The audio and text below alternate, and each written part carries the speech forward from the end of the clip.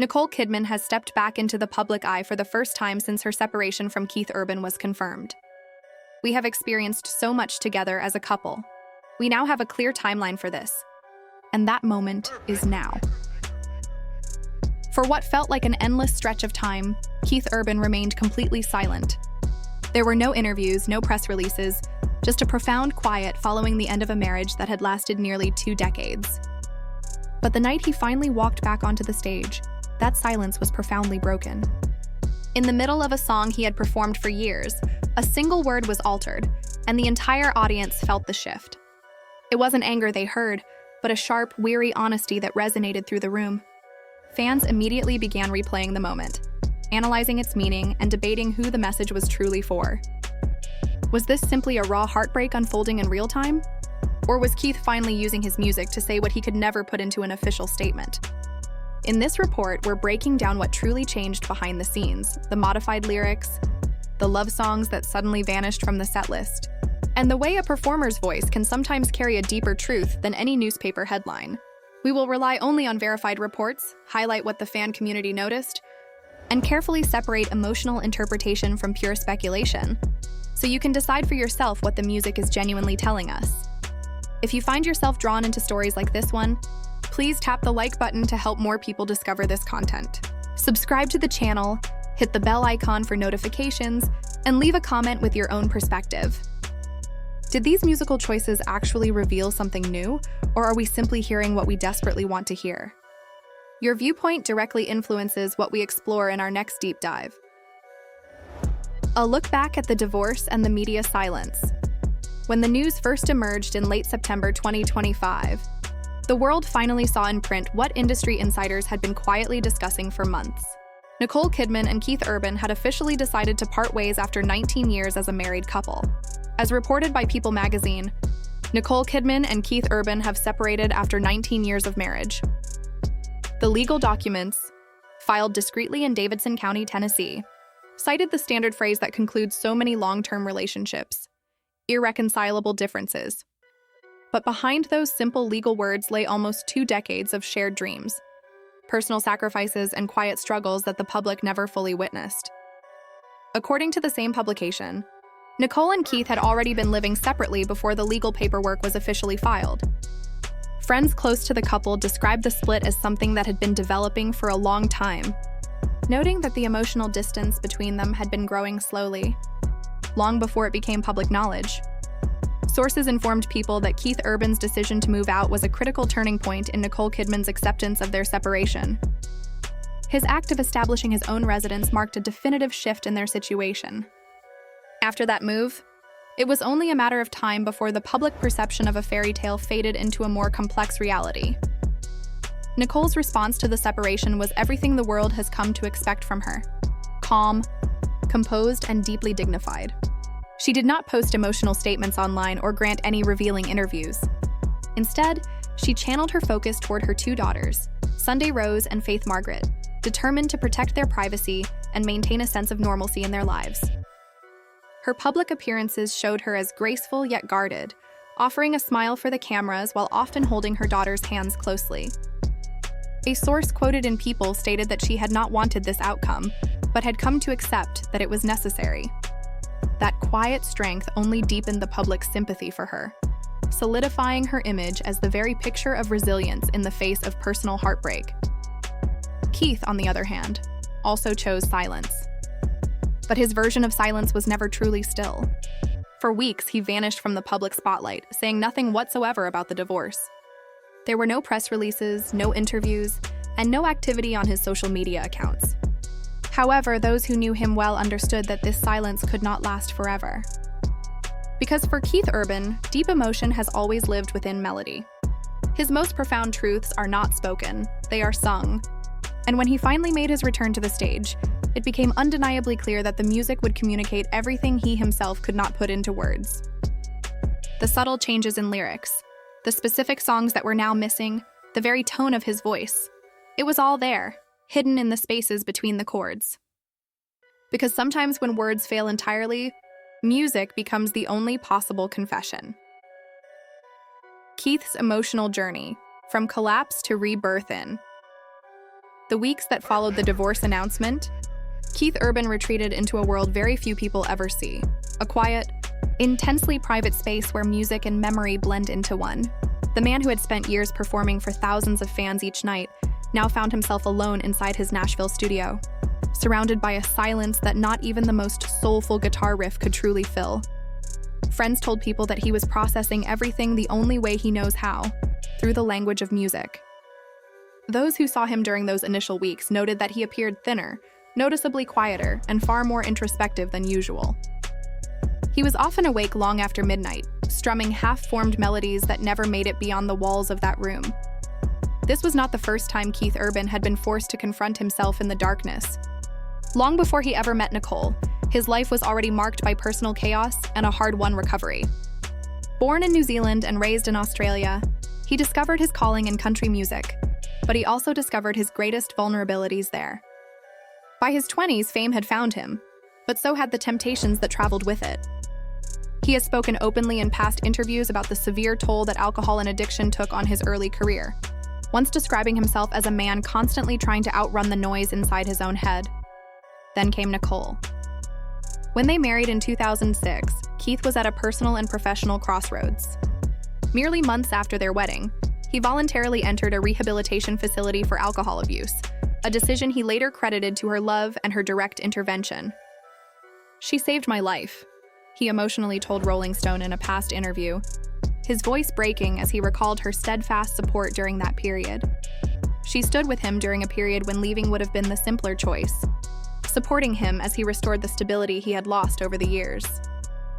For almost 20 years, she was his foundation, the serene harbor in his turbulent life, the order to his wandering spirit. But even the strongest foundations can shift. And when Nicole ultimately decided to leave, Keith was confronted once more with the same inner struggles he believed he had conquered long ago. Those close to him shared with outlets that he was finding it difficult to adapt, relying deeply on his inner circle, his band members, his touring crew, and a handful of loyal friends who had guided him through difficult periods before. This time, however, the battle wasn't solely about maintaining his sobriety. It was about relearning his own identity without the presence of the woman who had once been his central support. Evening after evening, he would withdraw into his studio, the one environment where he could still command the sound around him. The room that had once been filled with the sounds of shared joy and family life now held only the low drone of amplifiers and the delicate resonance of guitar strings. It was within that isolation that his metamorphosis started. The music that began as expressions of sorrow gradually evolved into something different, became meditations, admissions and questions that defied simple solutions. Insiders depicted him as completely consumed by his craft, writing with an intense focus, often spending hours perfecting a single recording. What eventually came out of that creative ferment wasn't slick or designed for mass appeal. It was unrefined, intimate, and courageously transparent. Every line felt like a secret entry from a private journal he never intended to make public. Those in his orbit expressed that this era signaled an artistic resurgence, even as it was shadowed by a deep sense of grief. Keith Urban had established his entire career on music about overcoming adversity and finding strength. Now he was walking that path once again. Only this time, the journey wasn't about salvaging his marriage. It was about salvaging his own soul. She had once been his rescuer from the darkness within. But when she finally departed, that same darkness returned. And this time, Keith did not retreat. He lifted his guitar, met it directly, and transformed every bit of his anguish into song. And those songs would soon communicate far more than spoken words ever could. Because the next occasion Keith Urban walked onto a stage, his silence would finally end. Not through media appearances or news stories, but through the sheer force of the music that had now taken on a completely new significance. Quick pause. If you're still with us, it's clear this story captivates you as much as it does us. Show your support by liking this video to help others discover it, and subscribe so you catch the next installment of Keith and Nicole's evolving narrative.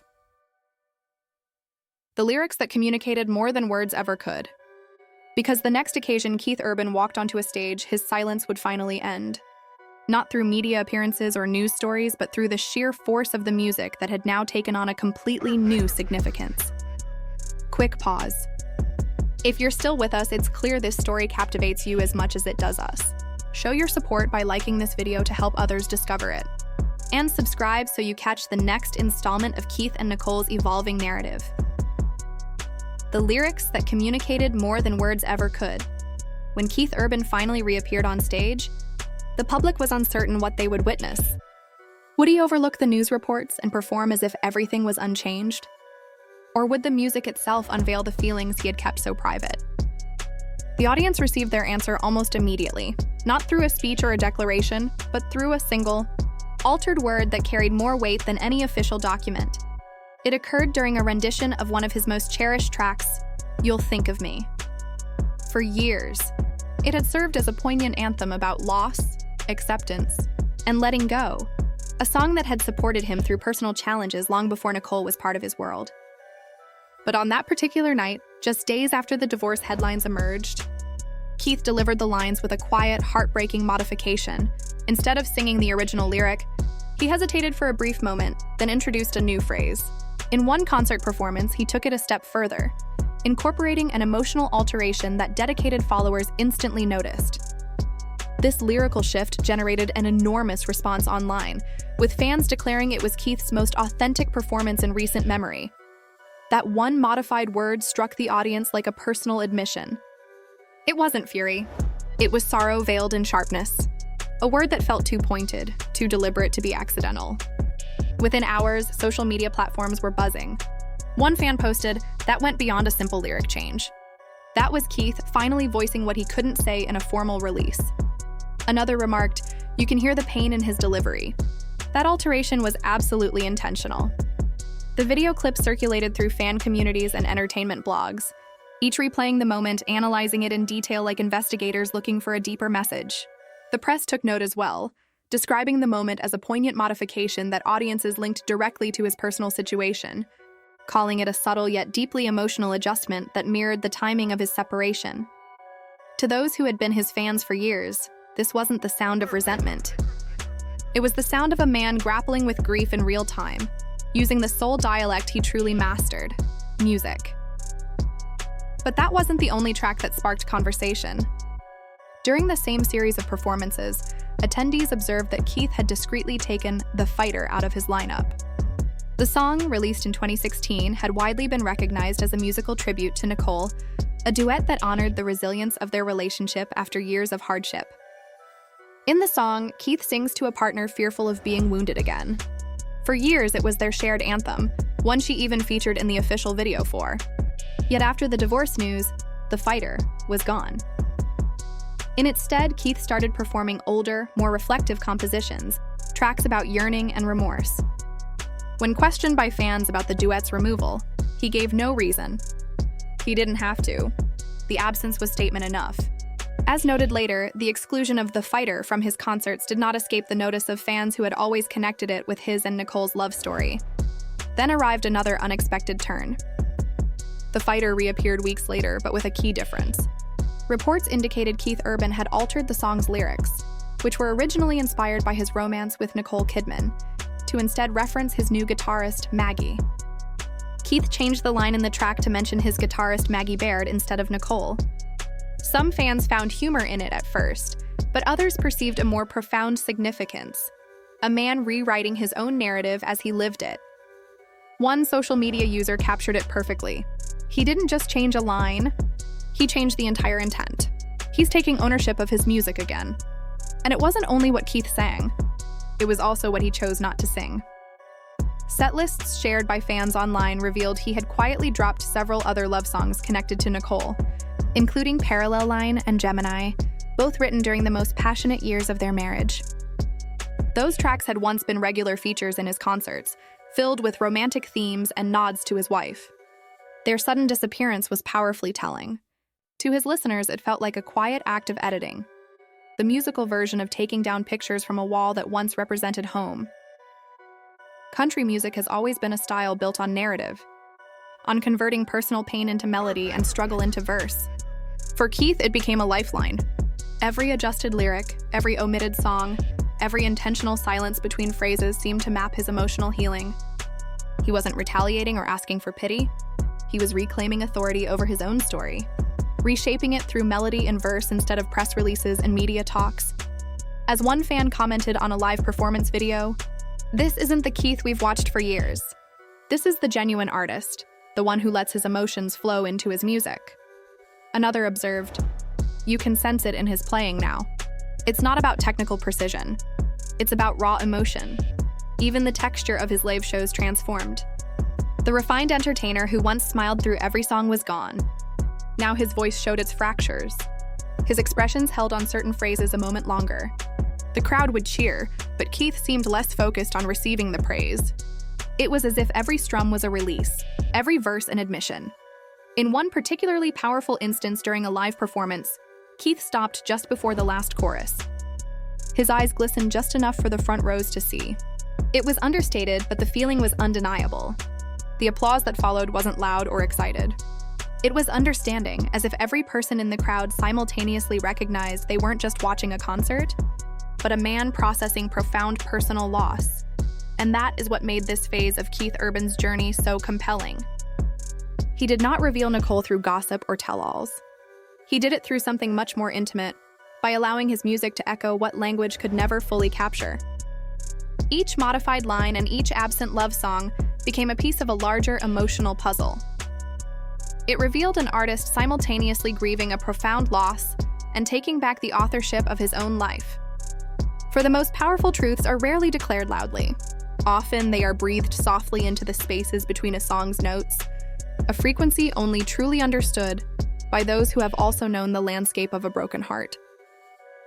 For the better part of 10 years, Keith Urban had concluded every major performance with the same anthem, The Fighter.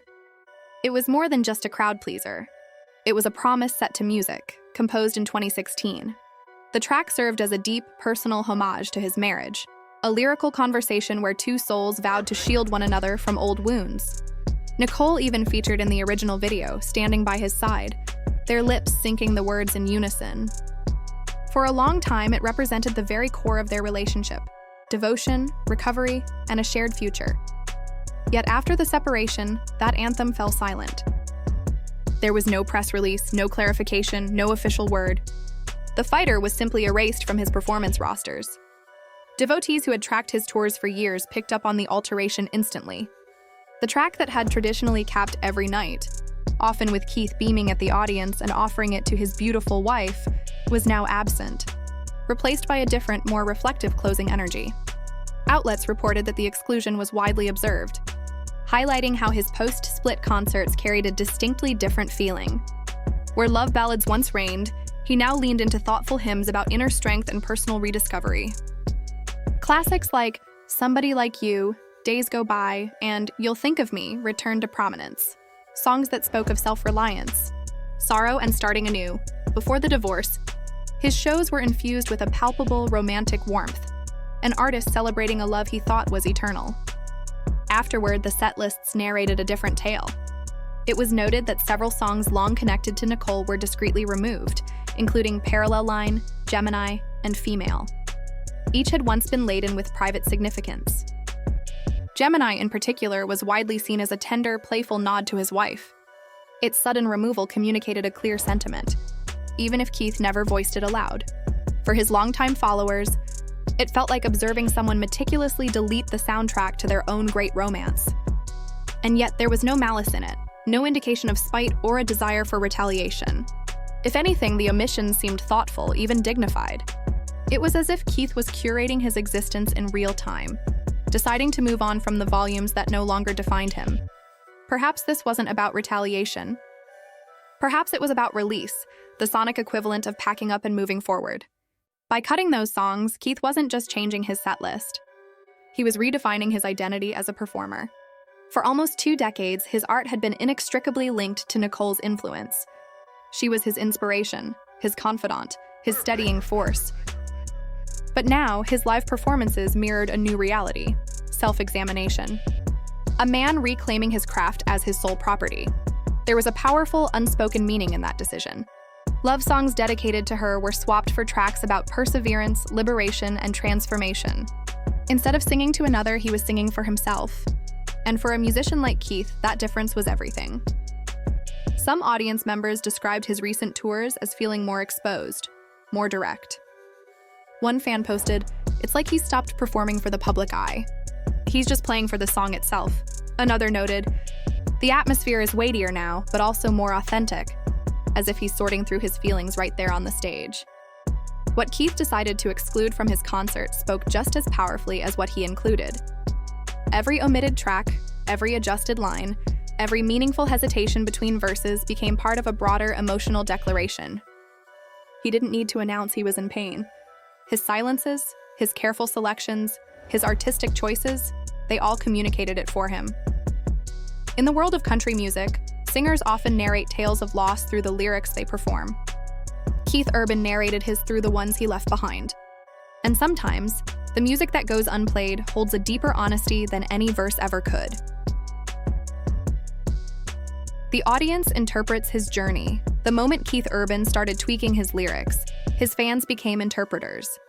Every show, every absent melody, every loaded silence was rewatched and dissected like a secret communique. On platforms like TikTok and X, clips from his concerts spread rapidly, tagged with phrases like, "Keith's pain is visible tonight," and "that wasn't a performance. That was a session." Within days, phrases such as "Raw Keith," "Where's the fighter?" and Urban's musical code began trending, transforming his live appearances into an online event. One widely shared video from a Pennsylvania show, where he swapped the original lyric for a more pointed alternative, amassed over 1 million views in a single day. The responses were filled with shared sentiment. "You can hear the ache in his delivery," one viewer commented. Another stated, "That altered line conveyed more than any sit-down interview ever could. He's definitely referencing Nicole." Others interpreted it differently. "This isn't malice. This is authenticity. This is what artists do. They convert personal turmoil into truth." But opinions were divided. While some supporters praised the changes as courageous and genuine, others felt unsettled, suggesting that reworking love songs so soon after a split felt uncomfortably personal. One comment read, "It feels like he's showcasing private grief on a public stage." A different user responded, "No, this is him mending in real time. We just have a front row seat." The discussion quickly entered the mainstream press. Outlets covered the viral debate over his set lists, observing that his subtle onstage adjustments had fueled theories that he was working through his sorrow via his art. Meanwhile, other media sources described his concerts as a form of public catharsis, and major publications highlighted the change in atmosphere, reporting that his shows now possessed a gravity and sincerity fans hadn't witnessed in years. In online fan communities, one point was nearly universally accepted. This was the truest version of Keith Urban they had ever seen. The polished entertainer who had once smoothed every rough emotion into something stage-ready had vanished. The man on stage now seemed completely unveiled, weary, heartfelt, and profoundly human. His voice broke in unfamiliar places. His silences lingered. Even his guitar work seemed more weighted, less about flash and more about purging emotion. Some longtime followers even drew parallels between his current rawness and the intense energy of his early days, before stardom had rounded his sharp edges. "This is the Keith from the early 2000s again," a Reddit user posted. "You can sense he's living every single chord." Another added, "He's not just singing tracks anymore. He's giving testimony." As the clips continued to spread, a gap emerged between fan perception and media portrayal. Supporters saw genuine sorrow and realness. Tabloids saw a compelling story. Pundits argued over whether the onstage emotion was calculated performance or true vulnerability, but the reality likely contained both. Keith Urban had always expressed his feelings through his instrument. This time, however, there was no buffer, no perfect polish, no neat resolution, just a man working through his anguish before a crowd that was completely captivated. Some called it courageous. Others called it pointed. But on one point, consensus was clear. This was the most exposed, unfiltered incarnation of Keith Urban anyone had ever seen. The man behind the music, long before the spotlight, the fame, and the packed stadiums, Keith Urban was simply a boy in Caboolture, Queensland, practicing chords on a worn-out guitar in his family's home. His father, a shopkeeper with a passion for classic country, introduced him to the sounds of legends, while his mother nurtured his talent with a quiet certainty that her son was destined for something extraordinary. But Keith's youth was not without its struggles. Finances were often strained, and the household could be unsettled. Music became his refuge, the one reliable escape from the turmoil around him. By his teenage years, Keith was already playing in local bars, pursuing the ambition that would one day carry him around the world. Yet when fame finally found him, it brought with it a unique form of isolation. The glaring lights of Nashville intensified everything he had previously tried to suppress. The self-doubt, the nervous energy, and the persistent dread that everything he had built could vanish in an instant. In later reflections, he would confess he frequently felt like a stranger in his own skin, observing, "I was convinced I had to keep achieving just to be worthy of affection." That burden became his constant companion. By the time he reached his late 20s, the very drive that had propelled his career started to devour him. The endless touring, the readily available vices, and the relentless pace led him toward a dangerous precipice. He found himself battling addiction, using it to quiet the terror that without the music, he was nothing. It was a whirlwind of self-sabotage that almost stripped him of his future. Then Nicole entered the picture. When they crossed paths in 2005, Keith was already a prominent name in his genre. But personally, he was still adrift. Nicole, with her serene demeanor and unwavering strength, was the antithesis of his world. She centered him, offering a stability he had never known. Merely months after their 2006 wedding, Keith entered a rehabilitation facility. It was not his first attempt, but this occasion was fundamentally different. Nicole remained at his side throughout, shielding him from the media glare and steadfastly refusing to let him succumb.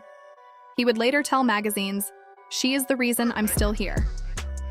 And it was the truth. For close to 20 years, Nicole was his foundation. When he felt unmoored, she was his harbor. When he lost faith, she was his reminder. In an industry of fleeting adoration and constant noise, she was his permanent truth. Their union was more than a romance. It was a redemption. Keith didn't just adore Nicole, he needed her. She became his compass, the one who showed him the man he aspired to be. But a bond that profound can sometimes become a chain. Gradually, the very stability that had rescued him began to feel like a quiet expectation, a pressure to remain flawless, controlled, and eternally strong. Nicole was his sanctuary, but also a living reminder of the man he feared he might be without her. So when her presence was abruptly removed, the resulting void was more than just emotional. It was a crisis of identity. She had been the eye of his storm. As one confidant shared, when the one person who truly knew him departed, he was left to confront that turbulence by himself on stage.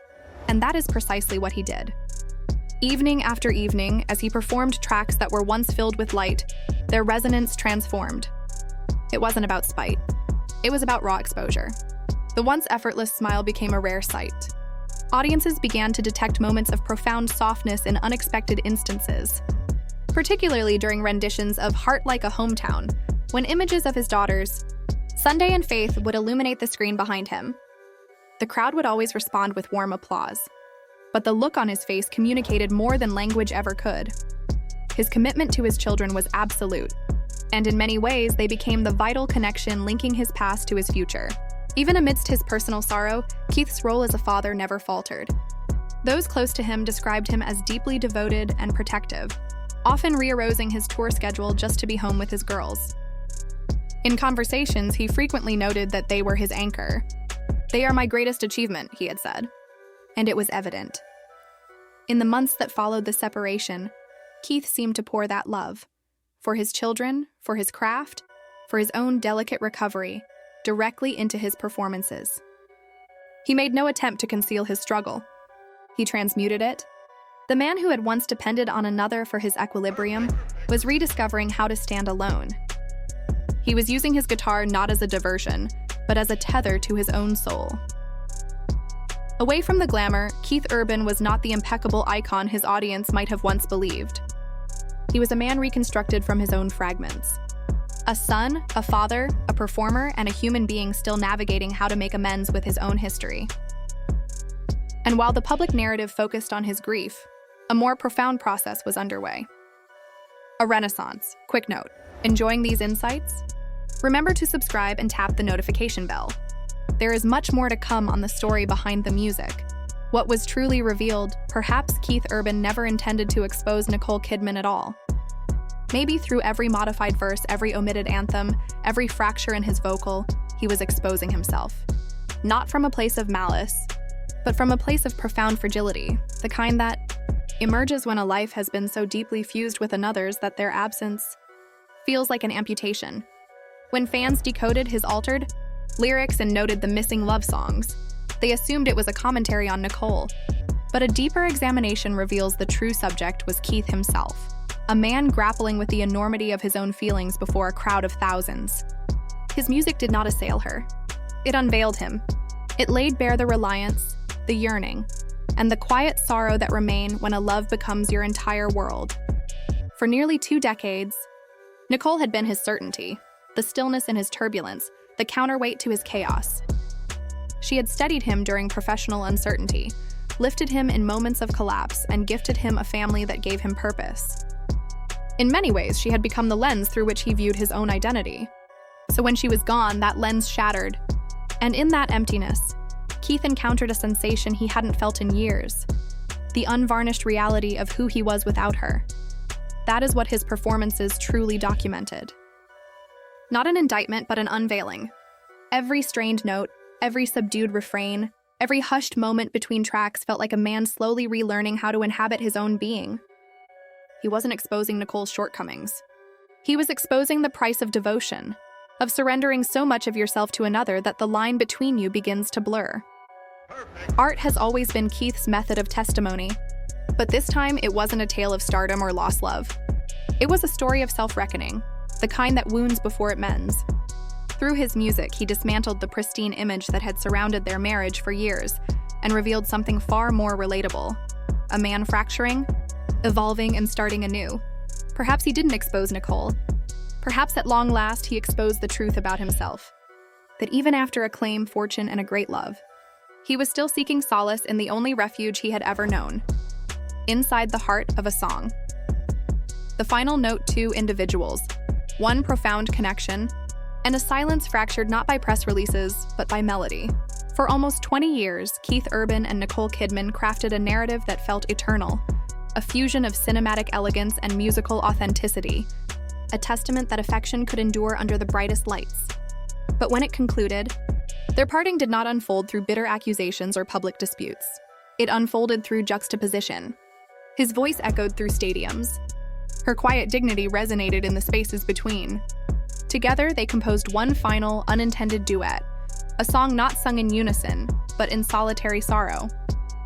In the end, Keith Urban did not merely perform songs about loss. He embodied it.